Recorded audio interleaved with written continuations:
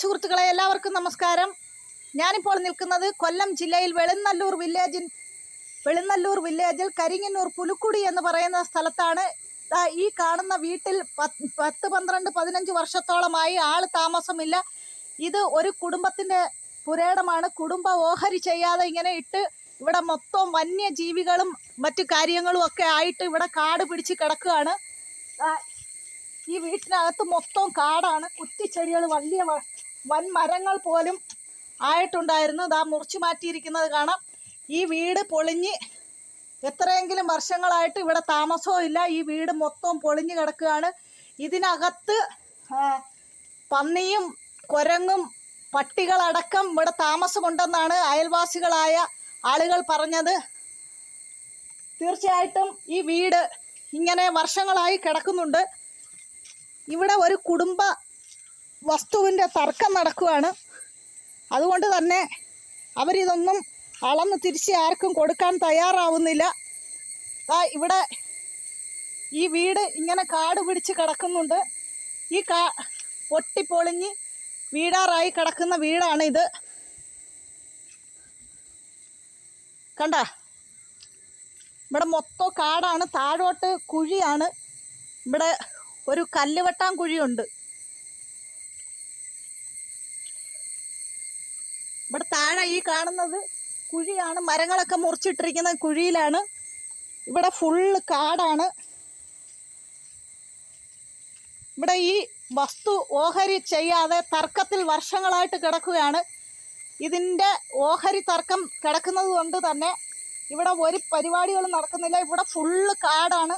അവിടെ കുഴികളും കുണ്ടും. ഞാൻ തന്നെ ചെന്ന് ഈ കുഴിക്കകത്ത് വീണു പോകുമെന്ന് അറിയത്തില്ല.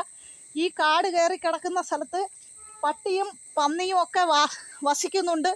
ഈ വീട്ടിൽ ആൾ താമസം ഇല്ലാത്തത് കൊണ്ട് തന്നെ ഈ വീട്ടിനകത്ത് ഇവിടെ വന്യജീവികൾ താമസിക്കുന്നു എന്നാണ് എനിക്ക് അറിയാൻ കഴിഞ്ഞത്. നമുക്ക് ഈ വീട്ടിനകത്തേക്കൊന്ന് പ്രവേശിച്ച് നോക്കാം. ഇത് ഇടിഞ്ഞ് എൻ്റെ മണ്ടയിൽ കൂടെ വീഴുമെന്ന് എനിക്കറിയത്തില്ല. എന്തായാലും ഈ വീട്ടിനകത്ത് എല്ലാം ഇങ്ങനെ വലിച്ചു വാരി ഇട്ടിരിക്കുകയാണ്. വർഷങ്ങളായിട്ട് ഇവിടെ താമസമില്ല. കുറേ തൊണ്ടും ചകരിയൊക്കെ ഇത് വർഷങ്ങളായിട്ട് ഇങ്ങനെ ഇവിടെ കിടക്കുന്നതാണ്. എല്ലാം ഇടിഞ്ഞ് പൊളിഞ്ഞ് ഇരിക്കുകയാണ്. പട്ടിയോ പന്നിയോ എൻ്റെ മണ്ടയിൽ ചാടി വീഴുമോയെന്ന് അറിയത്തില്ല. വീട് ഒരേറ്റം ഇടിഞ്ഞ് കിടക്കുന്നത് കണ്ടോ? ഇങ്ങനെ ഇടിഞ്ഞ് വീണുകൊണ്ടിരിക്കുകയാണ്. സുഹൃത്തുക്കളെ, കാട് പിടിച്ച് കിടക്കുകയാണ് ഈ വീട്. ഇത് വീടാണോ കാടാണോ എന്നും നമുക്ക് പറയാൻ പറ്റത്തില്ല. ഇവിടെ രാത്രി ആകുമ്പോഴത്തേക്ക് പന്നികളുടെ എല്ലാം ബഹളം ഉണ്ടെന്ന് പറയുന്നു. പകൽ അവരെല്ലാം ഇറങ്ങി പോകുന്നു. ഞാൻ പേടിച്ചു പഠിച്ചാണ് ഇതിനകത്തോട്ട് കയറുന്നത് തന്നെ. ഈ വീടാണോ കാടാണോ എന്നറിയാത്ത വിധത്തിൽ കാട് പിടിച്ച് കിടക്കുകയാണ്. ഇത് വീടിൻ്റെ അകം തന്നെയാണ്. അപ്പോൾ ഈ വീട്ടിനകത്ത് ഇത് വലിയൊരു വാർത്ത വീടായിരുന്നു. മൊത്തം പൊളിഞ്ഞ് കാട് പിടിച്ച് കിടക്കുകയാണ്. വല്ല പാമ്പോ പന്നിയോ ഉണ്ടോ ചാടി വീഴുമെന്ന് അറിയാൻ വയ്യാതെ ഞാനും പേടിച്ചാണ് ഇതിനകത്ത് നിൽക്കുന്നത്. ഇത് മൊത്തം പൊട്ടിപ്പൊളിഞ്ഞ് വീഴാറായി. ഈ വസ്തു ഈ കുടുംബം ഓഹരി ചെയ്യാൻ സമ്മതിക്കാതെ ഇതിൻ്റെ 1-2 അവകാശികൾ 2-3 അവകാശികൾ തർക്കം നിൽക്കുകയാണ്. ഇത് എനിക്കും കൂടി അവകാശപ്പെട്ട ഭൂമിയാണ്. എൻ്റെ ഉമ്മയുടെ കുടുംബമാണിത്. ഇവിടെ പൊന്ത കാടായിട്ട് കിടക്കുവാണ്. പിന്നെ ഇങ്ങനെ കാട് പിടിച്ച് കിടക്കുന്നത് കൊണ്ടാണ് ഈ വന്യമൃഗങ്ങളെല്ലാം ഇവിടെ ചേക്കേറുന്നത്. വലിയ പാമ്പ്, ഇഴജന്തുക്കൾ, അതുപോലെ തന്നെ പട്ടി, പന്നി, ഊളൻ, ഇതെല്ലാം ഇവിടെ താമസമുണ്ട്. വർഷങ്ങളായിട്ട് ഈ വീടും പരിസരവും ഇങ്ങനെ കാട് പിടിച്ച് കിടക്കുകയാണ്. ഇത് ഓഹരി ചെയ്യാൻ സമ്മതിക്കാതെ നിൽക്കുന്നത്, ഏറ്റവും പ്രധാനമായി ഇതിൽ നിൽക്കുന്നത് അബ്ദുൽ സലാം എന്ന് പറയുന്ന എൻ്റെ മൂത്ത മാമായാണ്.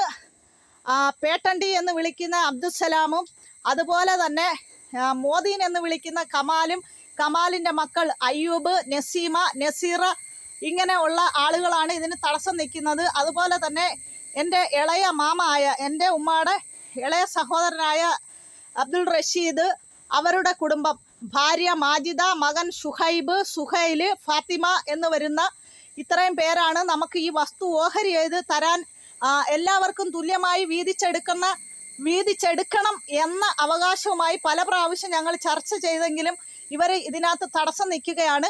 ഈ വസ്തു 2 മാമാമാർക്കും ഈ കമാൽ എന്ന് പറയുന്ന എൻ്റെ മൂത്താപ്പാണ്, മൂത്തുമ്മ മരണപ്പെട്ടു പോയി, മൂത്താപ്പാടെ മക്കൾക്കും മൂത്താപ്പാക്കും ഈ 2 മാമാമാർക്കും കൂടി ഈ 3 കുടുംബക്കാർക്ക് മാത്രം വീതിച്ചെടുക്കാനുള്ള പരിശ്രമമാണ് ഇവിടെ നടക്കുന്നത് സുഹൃത്തുക്കളെ. അതുകൊണ്ടാണ് ഞാൻ ഇങ്ങനെ ഒരു വീഡിയോ ചെയ്യാൻ തയ്യാറായത്. ഇവിടെ മൊത്തം കാട് പിടിച്ച് കിടക്കുകയാണ്.